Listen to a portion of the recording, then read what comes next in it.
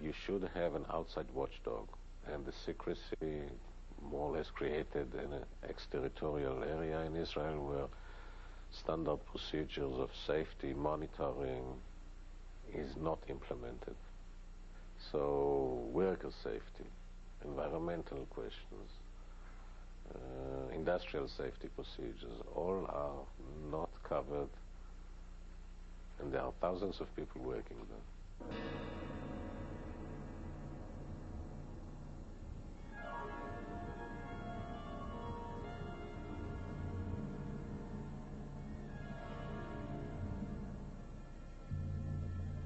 But the secrets of this old reactor are beginning to leak.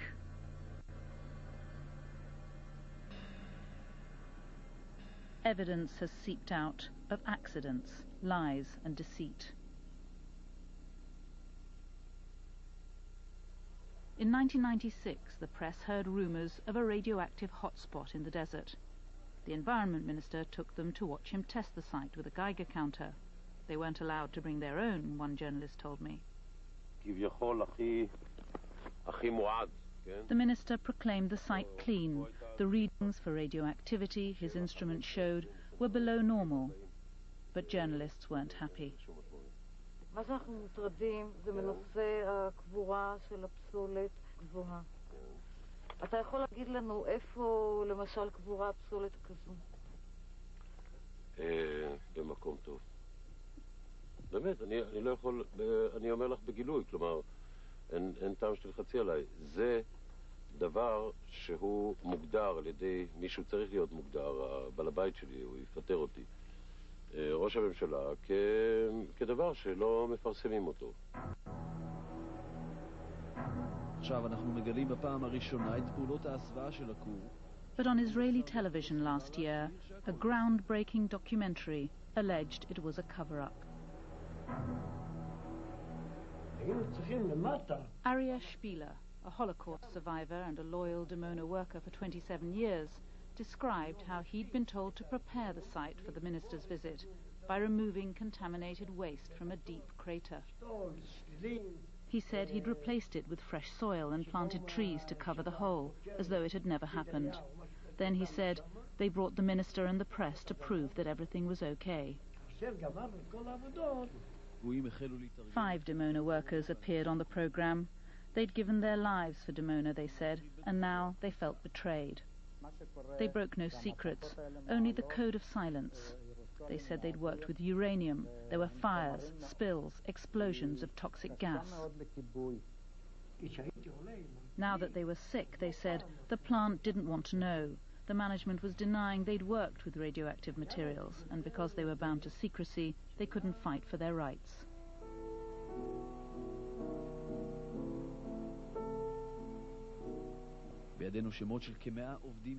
The program listed more than 100 Dimona workers who developed cancer and whose claims were being ignored. A doctor and 2 lawyers backed their story.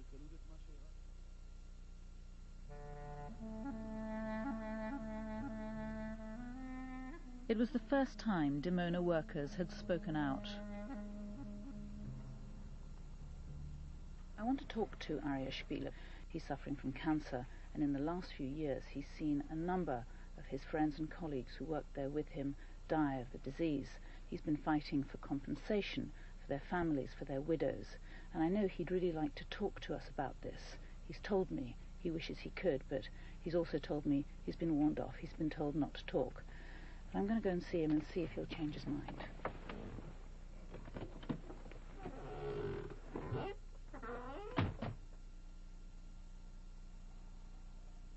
I just wanted to ask you, why you can't... הביטחון סגר אותי מהקריה ועד לקריית כמה. סגרו אותי לגמרי ואמרו, אין. מילה אחת, אז מה אני אעשה? מה אני אעשה? אמרו לי, יש לך סוף של בנות. נו, מה תגיד על זה? הוא כבר יושב כמה? 15 שנה. 15 שנה יושב במלאק. אני נורא רוצה. עשיתי סיבוב על כולם. וכולם אמרו לו. כל החבר'ה שראיתי בטוח שילכו איתי לפחות קבוצה, אף אחד.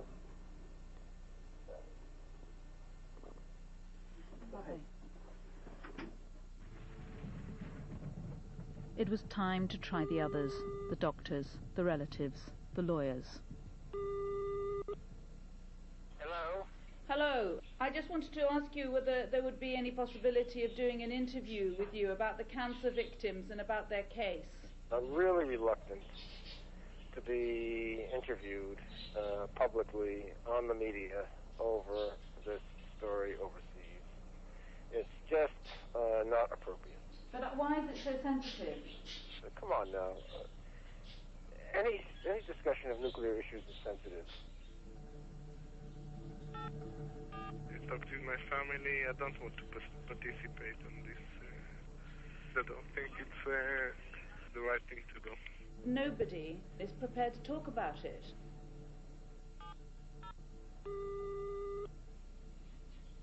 There are things that are not, it's not good to talk about, even if you're a lawyer.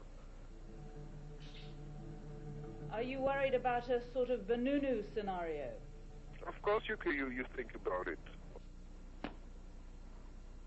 I just don't get it. If this was the Soviet Union or Iraq or North Korea, I'd understand why people are so scared to talk.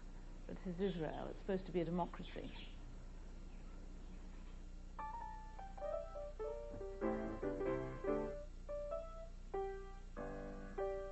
In Israel today, an invisible power enforces the code of silence through fear. It comes from one man whose own identity was itself a secret until 2 years ago. Yehiel Horev. Horev is the smartest, most brilliant official figure in the sense of gathering power. He took some kind of very small office and made him the 4th intelligence agency in Israel, with no law, with no real scrutiny and monitoring by the Israeli parliament. And in this sense, he's I think, a grave danger to Israeli democracy. For 16 years, Horev has been the faceless guardian of Israel's secrets. His picture has never been published unmasked. Till now. It's Horev from his office at the Ministry of Defense who is blocking Vanunu's early release.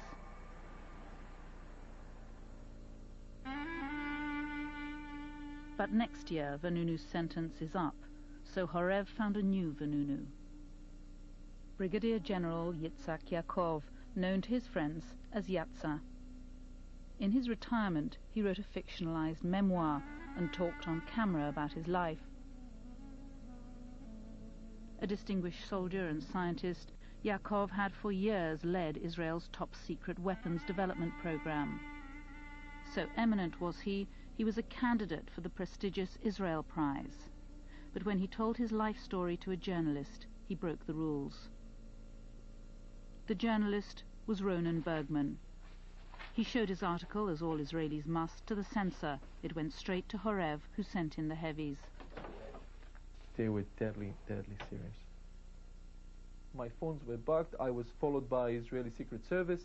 Yatza was followed by Israeli Secret Service. And the whole system was surrounding us and following us and stalking us. Yaakov went from hero to zero.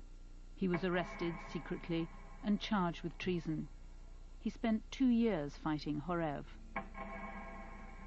2 years of jail, heart disease, bankruptcy, and house arrest ended in public disgrace.